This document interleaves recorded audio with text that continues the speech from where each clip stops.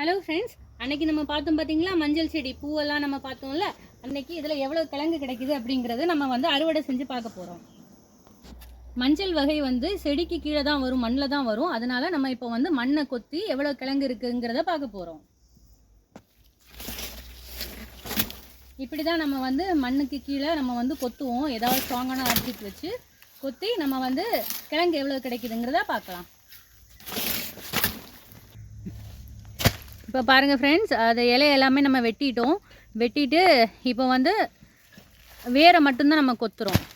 இப்போ பார்த்திங்கன்னா வேர் கொஞ்சம் கொஞ்சமாக நமக்கு மேலே வருது, மண் கிளச்சி வந்துருச்சு ஃப்ரெண்ட்ஸ். இப்போ பார்த்திங்கன்னா நம்ம அந்த செடியை எடுத்துட்டோம், பிடுங்கிட்டோம் இப்போ மொத்தமாக. அதுதான் இது.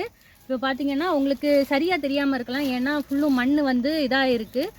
அதனால் நம்ம இப்போ கொஞ்சம் அலசுவோம். அலசிட்டு எவ்வளோ கிழங்கு வருது அப்படிங்கிறத நம்ம பார்க்கலாம். இப்போ பார்த்தீங்கன்னா இதில் ஒரு 3 துண்டு மட்டும் நம்ம எடுத்திருக்கோம். இதுதான் அந்த வேரோடு இருந்தது.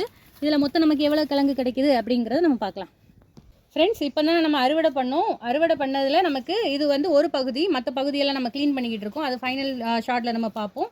இதில் பார்த்திங்கன்னா ஒரு மூடுலேருந்து கிடச்சது. இதில் பார்த்திங்கன்னா இங்கே கீழே தொங்குது பார்த்திங்களா, இதெல்லாம் வித்து. இந்த வித்தை நீங்கள் நட்டிங்கன்னா உங்களுக்கு புதிய கஸ்தூரி மஞ்சள் செடி கிடைக்கும். அதுலேருந்து நீங்கள் கிழங்கு எடுத்துக்கலாம். இங்கே இதில் பார்த்தீங்கன்னா இதுதான் கிழங்கு. இங்கே பார்த்தீங்கன்னா உங்களுக்கு தெரியும், இங்கே கிழங்கு இருக்குது. நான் மொத்தமாக நமக்கு எவ்வளோ கிடச்சிதுன்னு காமிக்கிறேன்.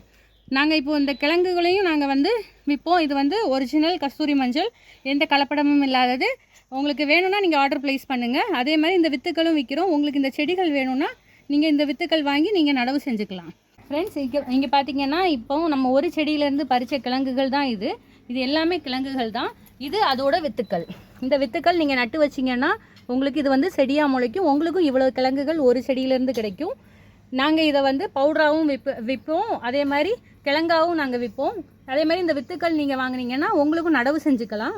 இதை உங்களுக்கு எந்த முறையில் வேணுமோ நீங்கள் அந்த முறையில் பார்த்து நீங்கள் இந்த ஸ்க்ரீனில் தெரிகிற வாட்ஸ்அப் நம்பருக்கு நீங்கள் வாட்ஸ்அப் பண்ணுங்கள். தேங்க்யூ.